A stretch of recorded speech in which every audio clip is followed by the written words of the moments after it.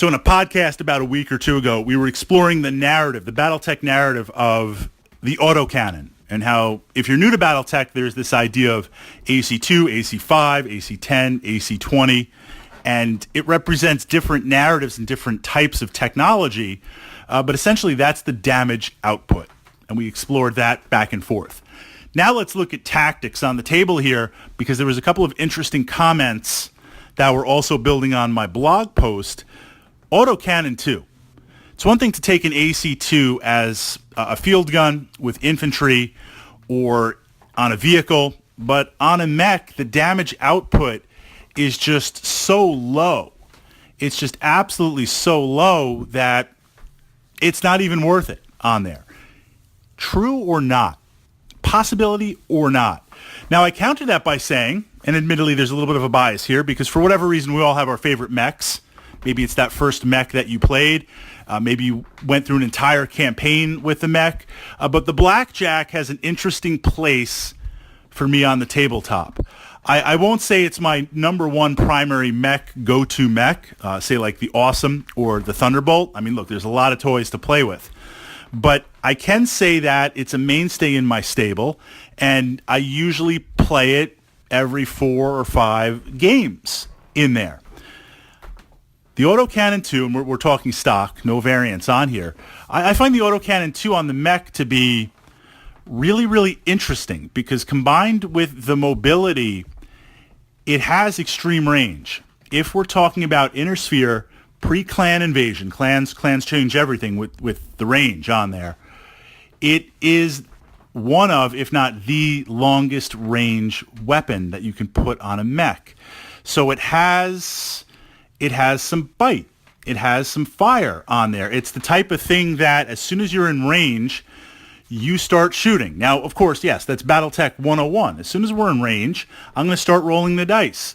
This might be my first 12 of the day on there. But I need to watch heat, right? A longbow, another great mech that I love playing.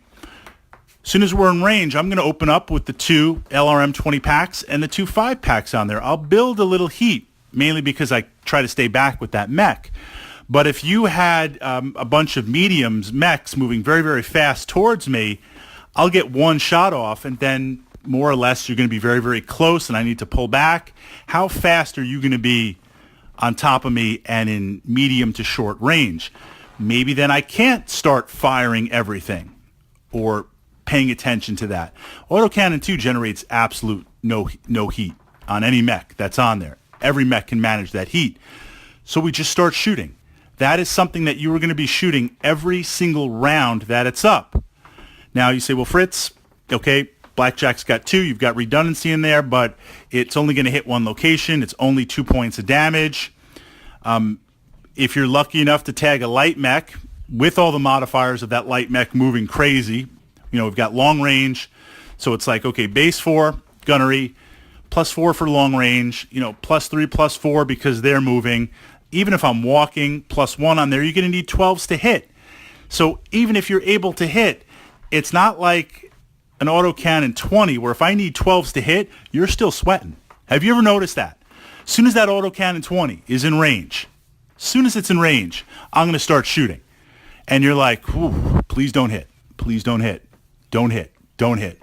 Where any other weapon, if it's like a medium laser in range, you're like at long range, need 12s to hit. You're like, well, look, I never want to get hit, but whatever. I'm not sweating it out on there. So it's not even like with an AC2 going against light mechs. They're sweating it because they can take that 2 points of damage on there. They can eat that. A heavy mech, a medium mech, a heavier an assault, like you're going to shoot a stalker 10 turns in is like, is something actually even shooting at me on there? You know, 10, 15 turns of it taking 2-point shots. It's like, okay, now I've got to repaint my mech when we get back. But it is something. It is a little bit of firepower going down on the table. And what I find is it's not an amazing opener. Right? Again, as soon as we're in range, we're going to shoot. But it's an interesting mid-game, end-game type stuff, tactics-wise. And I'm not saying build your whole lance around this. I'm just offering one of the reasons why I consistently would take an AC2 and how I would utilize it. Battletech at some point Maybe it's the chaotic neutral, the gambler in me. Battletech is like the ultimate gambler's game because, yes, you could always take a lucky hit early on, but for the most part, these mechs, these machines soak up tremendous damage. You're going to internals, your leg's getting damaged, your arm gets blown off, your other arm gets blown off.